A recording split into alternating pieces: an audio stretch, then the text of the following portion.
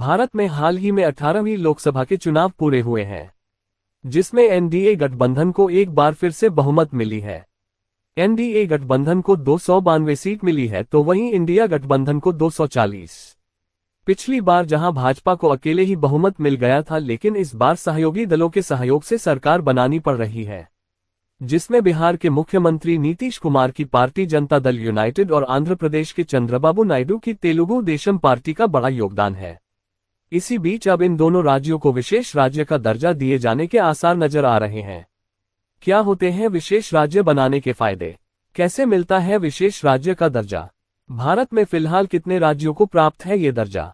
कब हुई थी शुरुआत? भारत में विशेष श्रेणी राज्य के दर्जा सन 1969 में 5वें वित्त आयोग के अध्यक्ष महावीर त्यागी ने गाडगिल फॉर्मूले के आधार पर तय किया था। इसके तहत असम, नागालैंड के साथ जम्मू और कश्मीर इन 3 राज्यों को विशेष राज्य का दर्जा दिया गया था।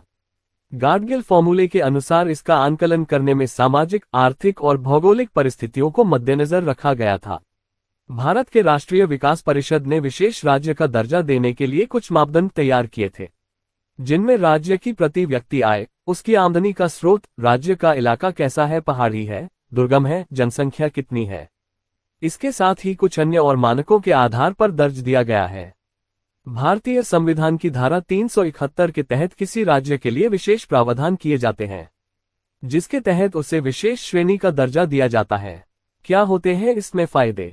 जब किसी राज्य को विशेष श्रेणी का दर्जा मिलता है, तब उस राज्य को बहुत सारे लाभ होते हैं। केंद्र सरकार की ओर से उसे राज्य को विशेष छूट दी जाती है। इसके साथ ही अन्य राज्यों के मुकाबले में ज्यादा अनुदान दिया जाता है। सरकार के बजट का कुल 30% हिस्सा इन्हीं राज्यों पर खर्च किया जाता है। इन राज्यों को दी जाने वाली राशि अगर एक साल में खर्च नहीं होती, तो अगले साल के लिए कैरी फॉरवर्ड हो जाती है। वहीं सामान्य राज्यों में ऐसा होता है, अगर वहां राशि खर्च नहीं होती तो वह राशि लैप्स हो जाती है, यानी उसे आगे नहीं ले जा सकते। इन राज्यों के पास है विशेष श्रेणी के राज्य का दर्जा।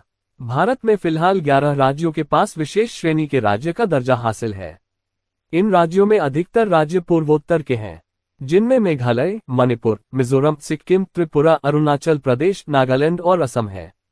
तो वही पहाड़ी राज्यों में उत्तराखंड, जम्मू कश्मीर और हिमाचल प्रदेश शामिल है।